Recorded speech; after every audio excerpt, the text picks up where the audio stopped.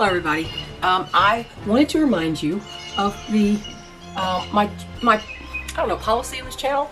That is to I don't go to other people's channels and attack them, even though their ideas may be out of this world crazy. I just counteract their bad information with better information.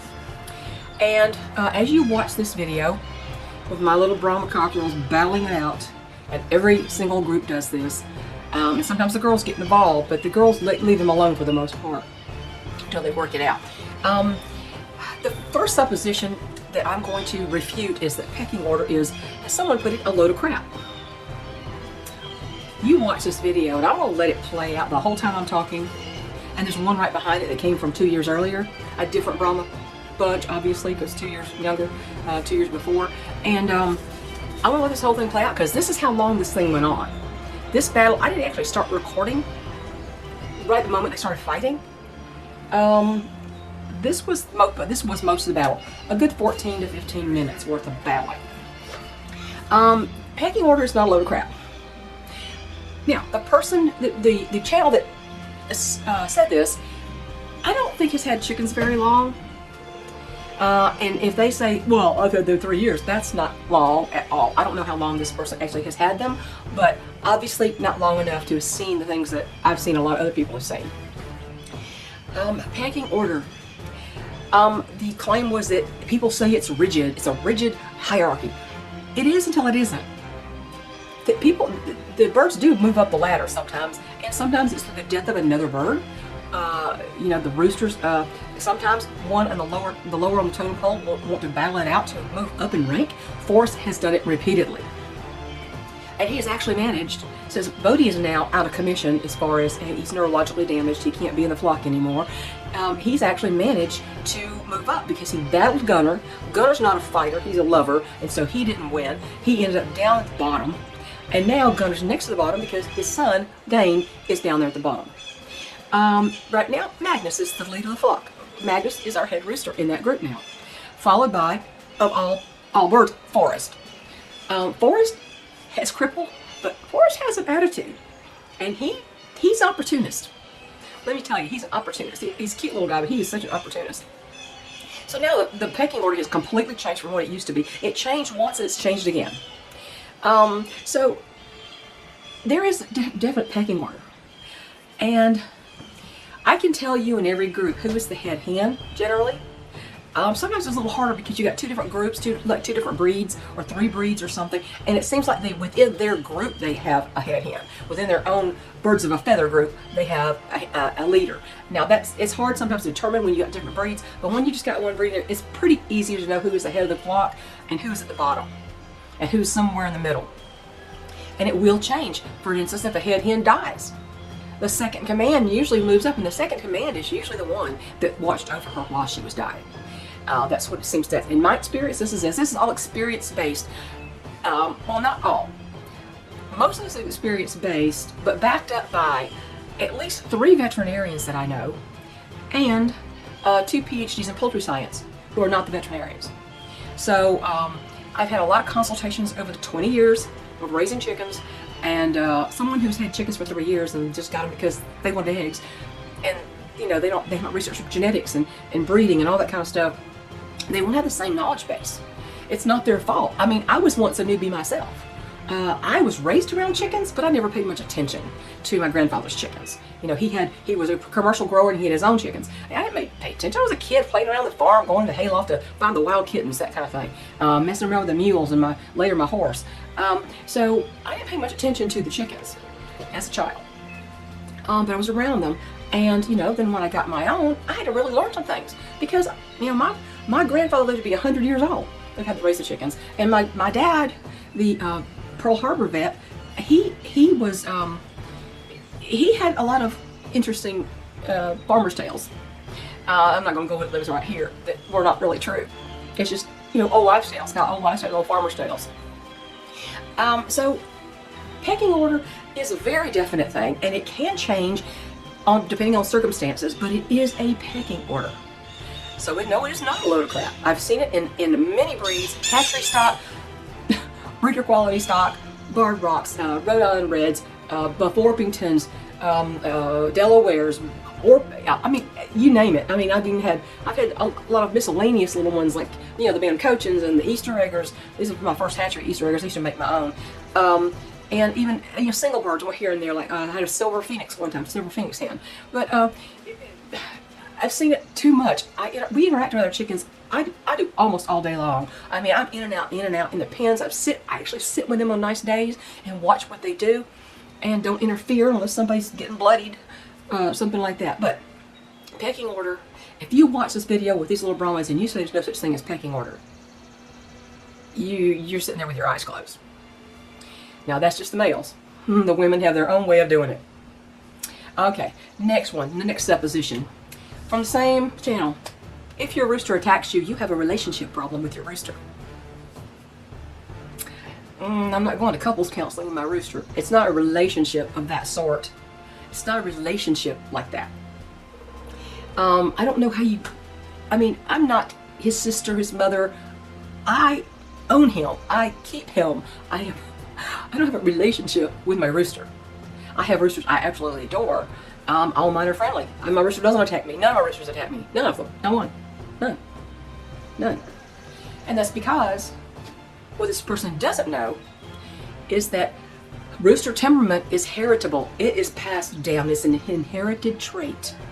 And in my experience, it's inherited from the sire. Now, I may be wrong about that, but I've seen it over and over. Easygoing, easy to manage roosters produce more of the same.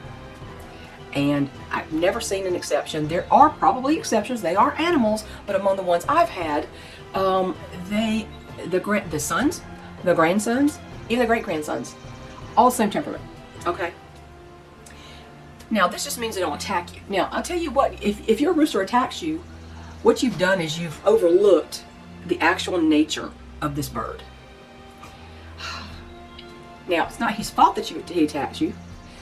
Although this person had this channel has put forth an idea that if you handle your rooster as a little chick and you keep handling him and you just have a relationship with him, that he is not going to attack you.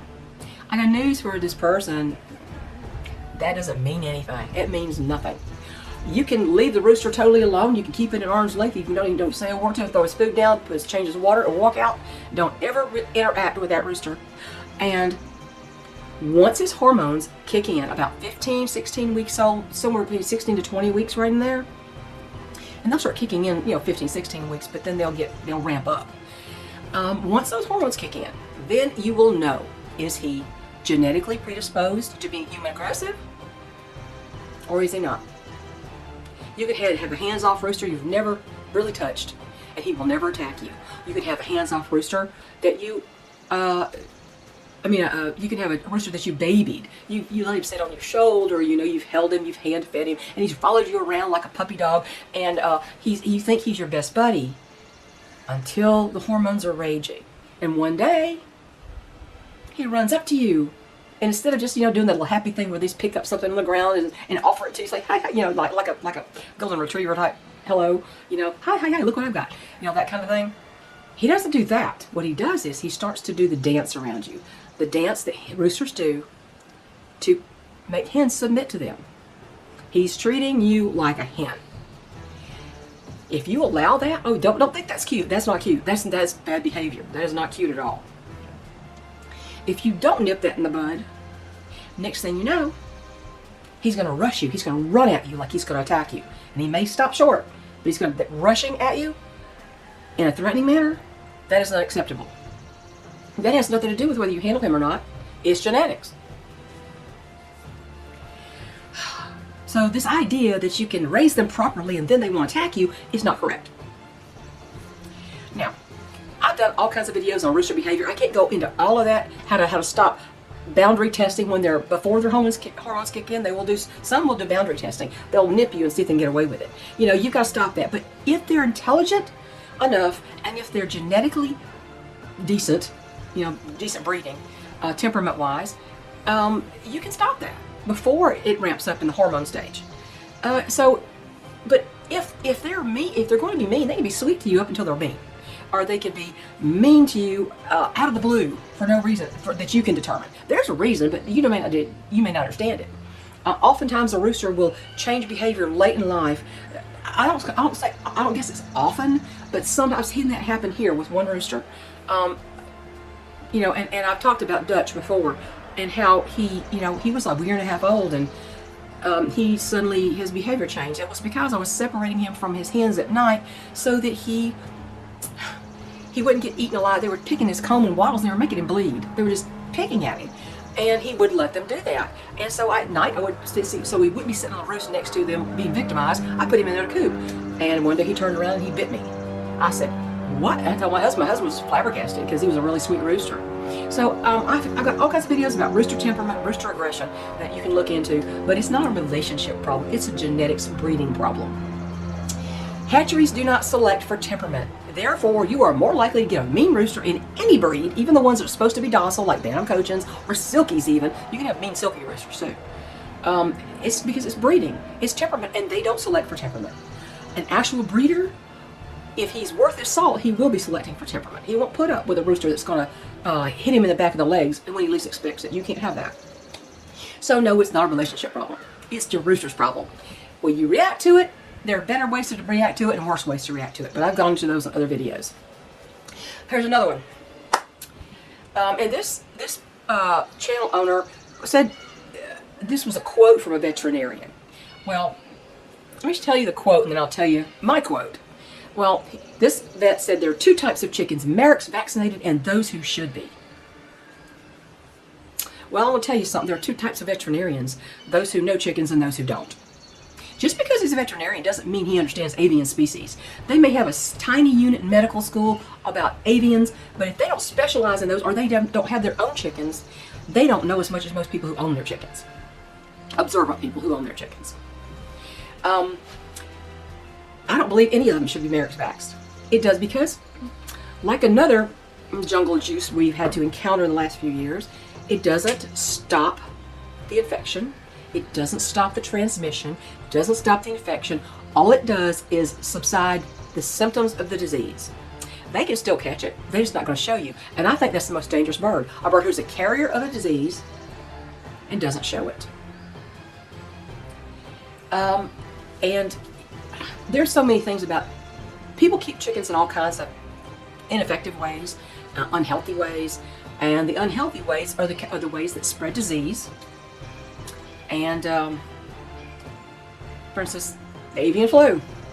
Avian flu is solely because of overcrowded, too many birds in too small of area, no fresh air, no sunshine, no exercise, no green forage.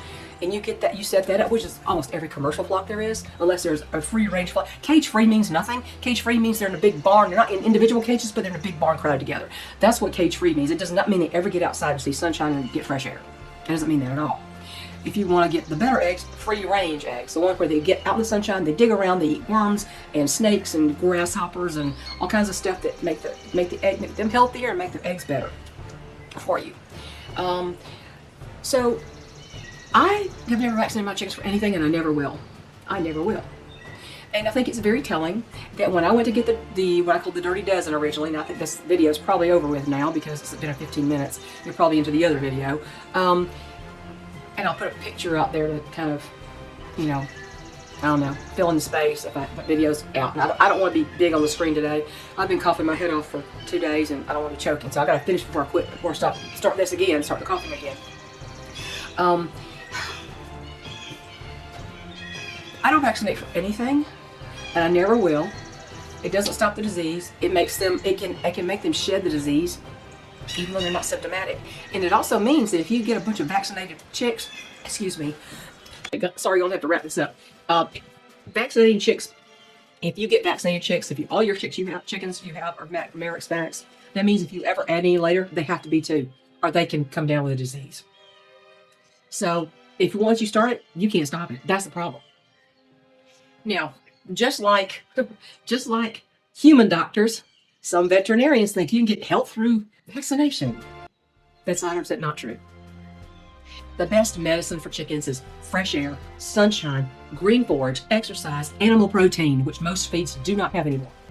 So I've got to go because I'm just I'm choking here, but I just want to put this out there. There are many people on this platform who have just frankly feather-brained ideas, and they don't know what they're talking about.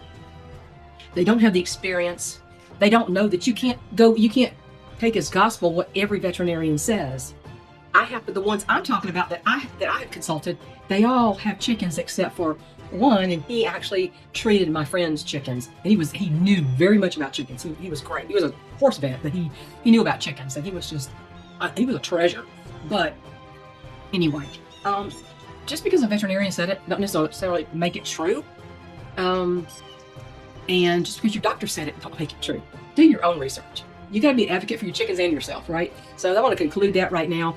Just be careful who you listen to, because I see a lot of people, it's like the blind following the blind. People in the comment section of these videos where they have all these erroneous ideas, or saying, "Oh, you're so wonderful, you're so wonderful. I just got my chickens," meaning they're following the wrong person.